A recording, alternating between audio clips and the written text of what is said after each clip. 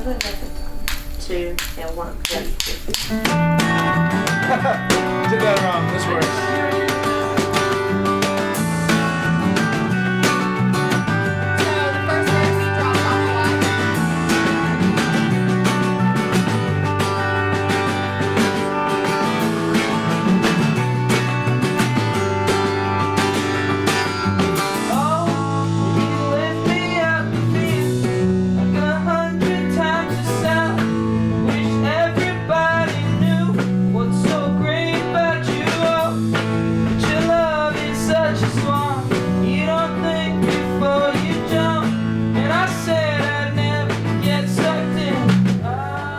So the story of the Drifting Fifth is that I was down in South Carolina playing this awesome gig, and with a friend of mine who had been playing with us right when we formed the band, and he was a banjo player. And as opposed to sort of our Spartan-like band existence right now where we barely drink, he drank, and we had finished our set, and there was this little pond lake thing, man-made lake thing behind the stage. And at some point after our set, I see him like floating in this canoe with these two like young girls. That was a question mark for me. With a fifth of Jack, I think, and he's like canoeing, just like away from, just a back and forth across the lake. I don't want to keep secrets from you, baby, anymore. I want to know what you're hiding for. I don't want to keep secrets from you, baby, anymore. Wow, my self.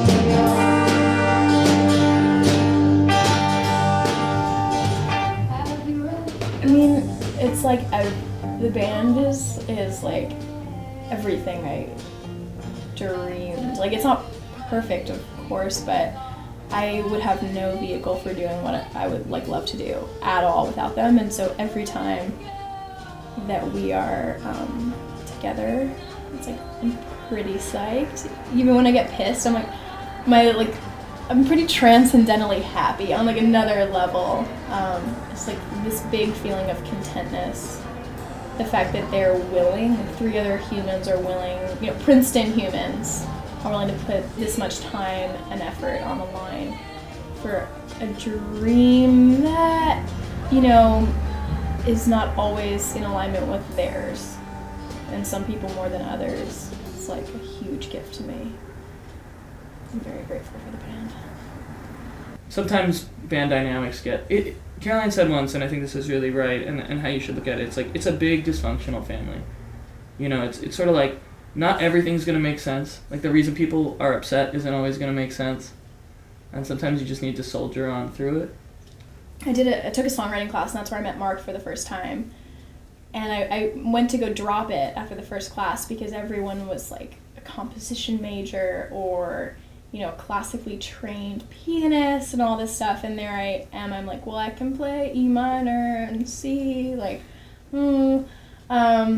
and Mark, like the eternally positive force that he is, like, you got this, like, don't give up, I wish I could have filmed it. I mean, it was so exactly like from a movie. Never give up on your dreams. Like, I was like, oh, this guy's awesome. Okay, and we were in our first little like writing group together. And he's got this like fearlessness about him, which makes him a great improviser. He's just like never afraid to try new things.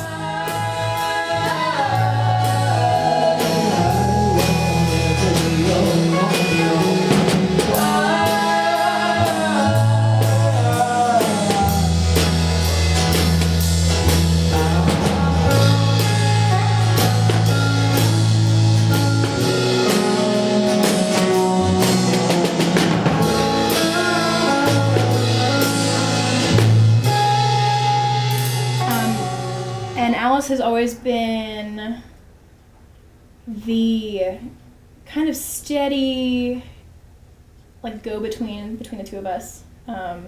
Mark can be like doing crazy stuff all over the place, and I'm doing like my same little rhythm repetitive thing, and Alice is there balancing it all out, making it, you know, interesting and holding it down.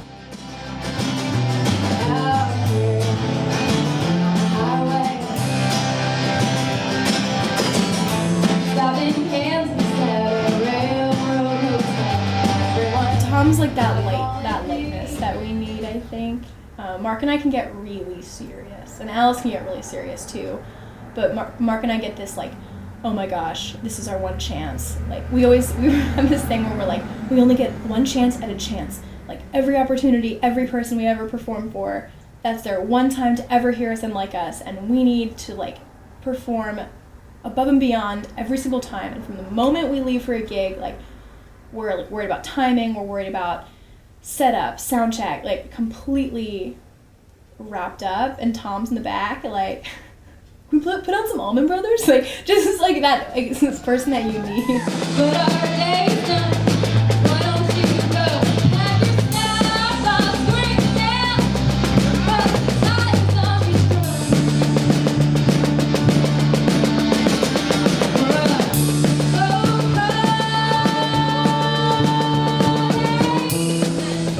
A friend who's in theater told me, like, you know, music is a journey. It's not like sit here and watch me play. It's like, come along for the ride. Like, have you ever been watching a song and someone's playing something, you're like, I really hope, like, are they gonna be able to do it? It's just like this very, like, sort of human drama. Towards the sun, towards the sun. We took some words and built a wall. I don't know, the Drifting Fifth to me is like a little bit like all of us. I don't know, maybe we'll have to drifting like 6-pack, the drifting case. I don't know. But it's been really interesting to like start traveling as more of a community rather than just like the band, like as an isolated little group.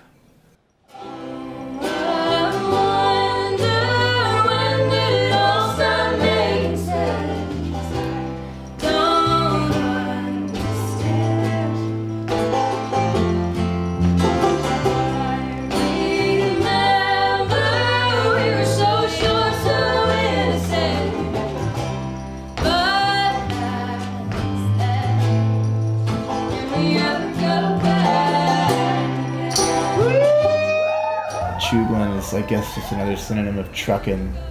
You know, you keep on chugling, you keep on trucking, that sort of thing. I think we heard it in a Creedence Clearwater Revival song, and I sort of just started saying it, and the band was like, Tom, like, what are you saying?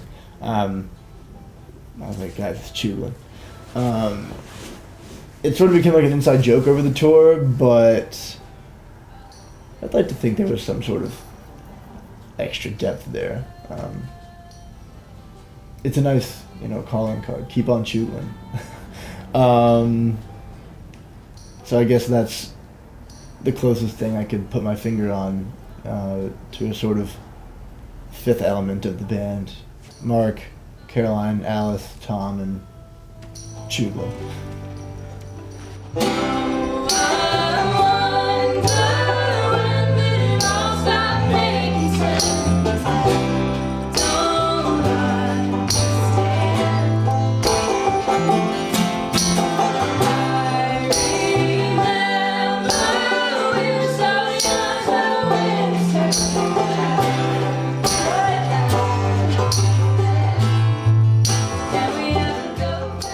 The fifth. I think we always need one more person than we have in the band to help out. We have to go back again. Yeah, we have to go back again.